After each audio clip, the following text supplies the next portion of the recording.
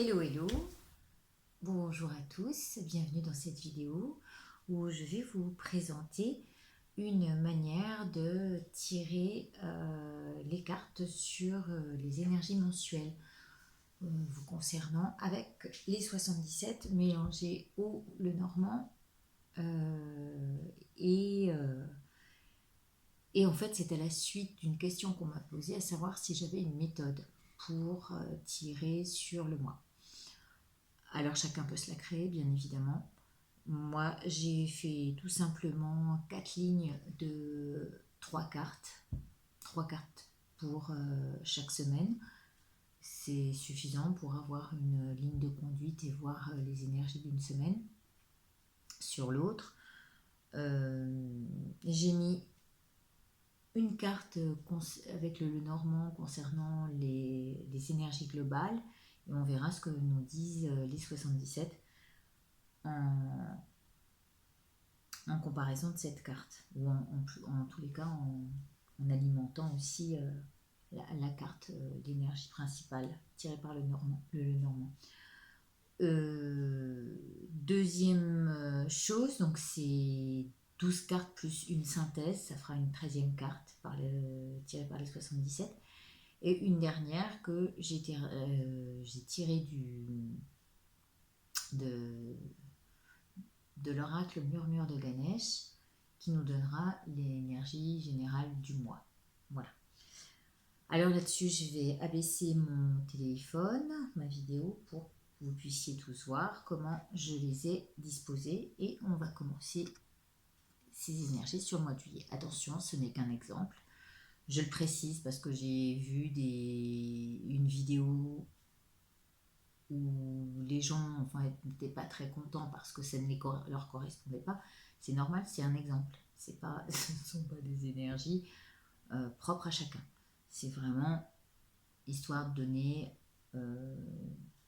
une structure pour que chacun puisse se faire son propre mois et se le poser dans un coin, voir si ça se fait ou ça se fait pas, selon ce qui a été prédit entre guillemets. J'abaisse le téléphone et je vous mets ça tout de suite. Voilà. Alors,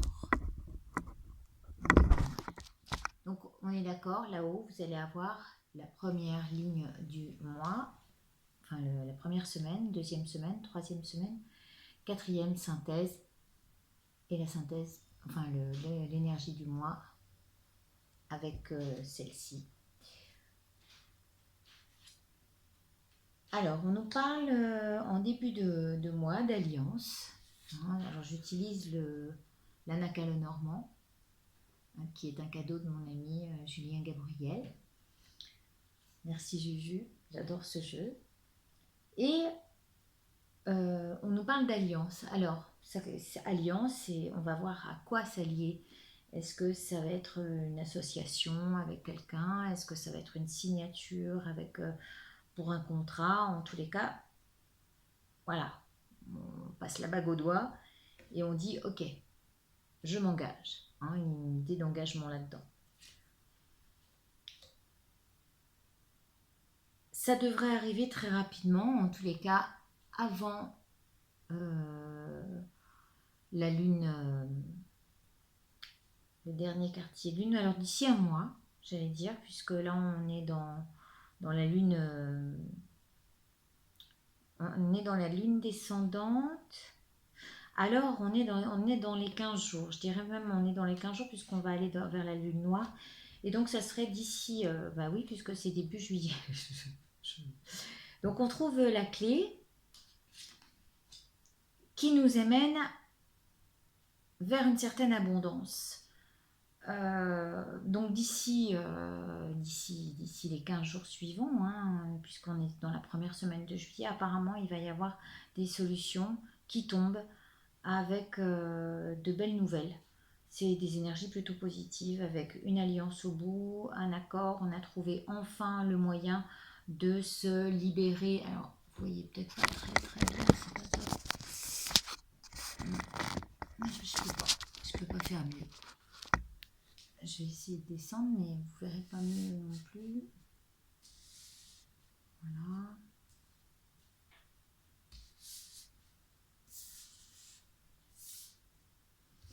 Voilà. Donc, c'est la carte 60. La lune, on est en plein dedans, on est en lune descendante, dernier quartier de lune, avec la possibilité de signer un contrat ou en tous les cas de trouver la clé, les moyens de s'en sortir. Hein, avec ce qui nous amène de la chance. Je dis de la chance parce que quand on a l'abondance comme ça, c'est que les choses avancent. Hein, le A de abondance, c'est les choses qui avancent avec le fait qu'on ait trouvé la clé et le moyen de s'en sortir. Ce que je souhaite parce que je sais certains qui sont dans des difficultés. La montagne. La deuxième semaine nous parle eh bien de blocage ou encore d'efforts, beaucoup d'efforts à fournir, beaucoup de travail où il faudra contourner la montagne ou voilà, il va falloir se donner des forces pour pouvoir gravir le sommet. Hein. On nous parle d'obstacles. Ces obstacles sont ces montagnes à contourner pour avancer. Alors malgré la première semaine qui donne plutôt une énergie d'abondance et de signature, la deuxième annonce plutôt des obstacles. Et ces obstacles sont amenés par le fait d'aller vers un nouvel horizon, donc on va vers l'inconnu. Hein. Ici vous avez l'inconnu, donc tourner le dos, on tourne le dos à certaines choses qui nous ont peut-être pesé et qu'on doit contourner. Voilà, on tourne le dos à quelque chose pour aller vers l'inconnu, mais cet inconnu nous amène un équilibre. Donc, oui, ça peut prendre du temps, oui, ça peut demander des efforts, mais ce n'est pas grave. Dites-vous bien que si les choses sont comme ça devant nous, c'est parce que nous devons travailler de manière différente. On doit prendre le chemin de manière différente. Et si on regarde, c'est la clé de l'inconnu, apparemment, qui nous amène vers une avancée qui va s'équilibrer toute seule. Voilà, la lune nous tourne le dos, là, hein, on va être dans la lune noire. Donc, eh bien oui, c'est le moment de se poser les bonnes questions pour avancer. Hein. Quel chemin vais-je prendre? On nous parle on nous parle de récolte. On nous parle pour la troisième semaine de mettre fin à quelque chose et voilà, de récolter, couper ce qui nous convient pas pour aller plus facilement vers ce nouvel inconnu qui va de toute façon nous équilibrer parce que nous étions justement dans un associé à des conflits, j'allais dire, mais non, des rapports qui nous bloquaient. Donc ces rapports qui nous bloquaient, mieux vaut-il s'en défaire. Et pour avancer, donc, de manière structurée, on a la maison.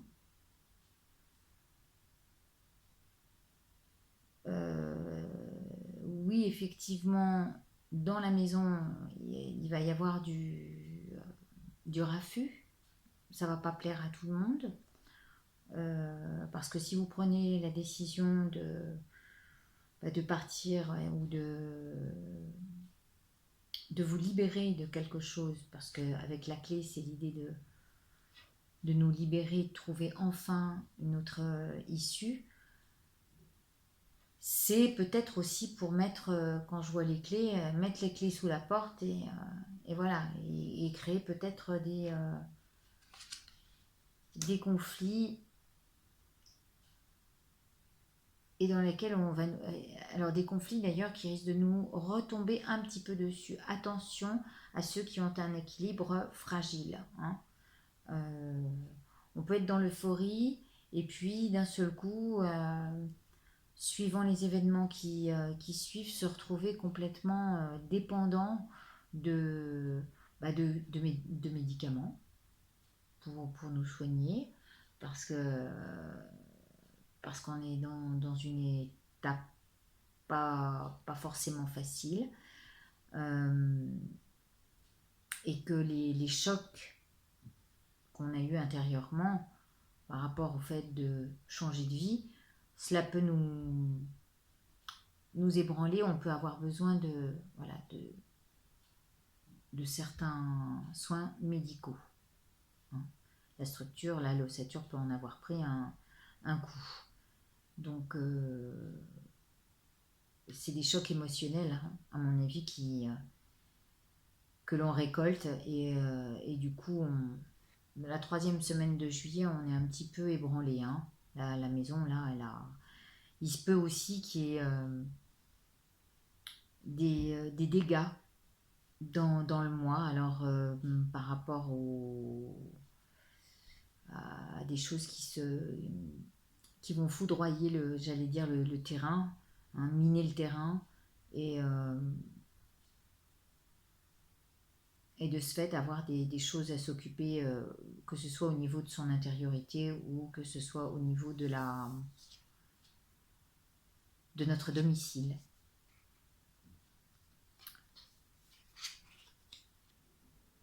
Il y a des pourparlers avec lesquels on n'a pas forcément envie on n'a pas envie d'avoir de rapport. C'est comme si on voulait couper certaines relations, mais malgré tout, on est obligé de rester en contact. Ça, c'est avoir des contacts, faire marcher ses contacts pour avancer. On nous parle d'une période d'hiver et c'est quelque chose que vous allez mettre en place mais qui ne verra pas le jour avant cet hiver. Alors il est possible que cette fin de semaine de juillet vous accordiez le droit de peut-être déménager, d'aller plus près de la montagne. Et si ce n'était pas ça, en tous les cas, en hiver, on prépare avec les contacts que l'on a le départ vers une nouvelle lumière, c'est-à-dire enfin une vraie libération. Hein. On est entre le jour et la nuit avec des révélations de vie qui nous parviennent et sur lesquelles on doit jouer de manière harmonieuse. On ne voit pas les choses arriver, mais là, au final, fin juillet, on devrait pouvoir voir le bout du tunnel. En plus, on a la clé de la maison, hein, donc c'est comme si on nous donnait les clés en main hein, pour avancer. Par le biais des contacts. Et spirituellement, on nous demande d'être fort.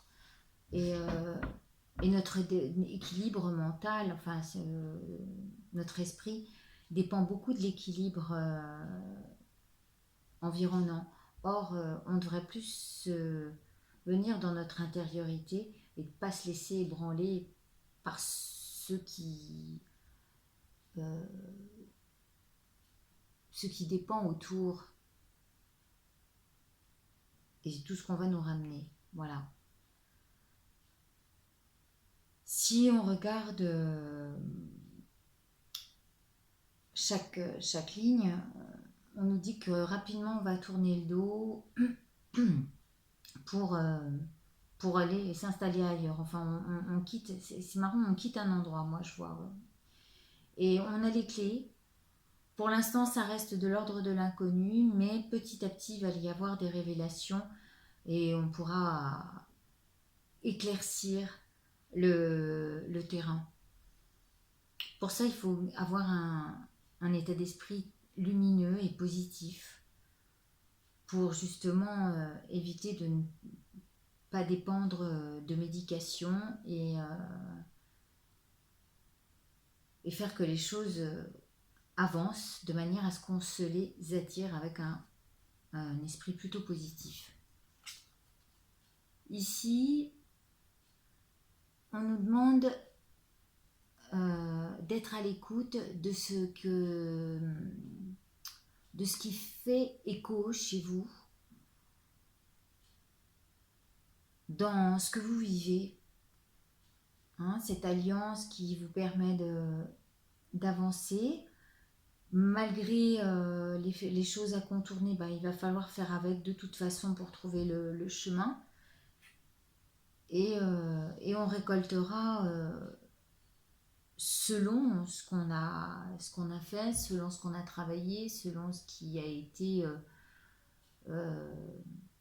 en écho chez nous et qui nous donne l'envie d'être à l'écoute. Voilà. Être à l'écoute de tout ce qui résonne en nous. Et alors, voilà, pour le mois de juillet, on nous parle d'étreinte. Alors, je vais vous lire quand même ce que veut dire cette carte, vu que je crois que l'étreinte, ça va être par rapport à nous-mêmes ou par rapport à notre vie. Il va falloir nous étreindre, bien s'occuper de nous. Voilà, on dit ayez foi en vous et en autrui, vous découvrirez une importance plus profonde à votre être. Dans de nombreuses parties du monde, s'étreindre est une formule de salut, en plus d'être un bon moyen de montrer sa reconnaissance, son soutien ou d'apporter du réconfort. Une étreinte peut être symbole de familiarité, d'amour, d'affection ou d'amitié. Un échange d'énergie a lieu lorsque vous donnez et recevez simultanément. Ganesh vous encourage à conserver un cœur empli de compassion. Entretenir des relations saines et durables nécessite beaucoup de travail. Efforcez-vous de vous offrir une vie équilibrée et prenez soin de vous comme des autres. Soyez créatifs et utiles. Conservez votre présence d'esprit et votre humour alors que vous décidez du meilleur plan d'action à suivre et que vous recherchez des solutions simples pour résoudre les problèmes en toute discrétion. Ne faites qu'une chose à la fois. Souvenez-vous que vous pouvez accomplir bien davantage avec un esprit serein. Donc on revient à ça, parce que ça nous disait en fin de mois de juillet, gardez l'esprit serein, il y aura beaucoup à gagner à porter un regard pratique et terre à terre sur votre situation actuelle, surtout lors de vos interactions avec les autres. Donc on nous parle d'interaction avec les autres, d'être à l'écoute pour être plus en étreinte avec le monde et de cette manière on aura plus de facilité à passer les obstacles à mon avis, hein. Voilà, et écoutez, je vais vous souhaiter un excellent mois de juillet. Ce n'était qu'un exemple, je vous le répète. Ça c'est la carte qui va là, voilà, c'est l'écoute. J'espère que ça vous aura servi. Moi, je ne fais pas trop ce genre de tirage, même pour moi-même. Mais voilà, c'était pour ceux que ça intéressait. Je vous remercie de votre passage ici. Passez un très bon mois de juillet et à très bientôt. Au revoir.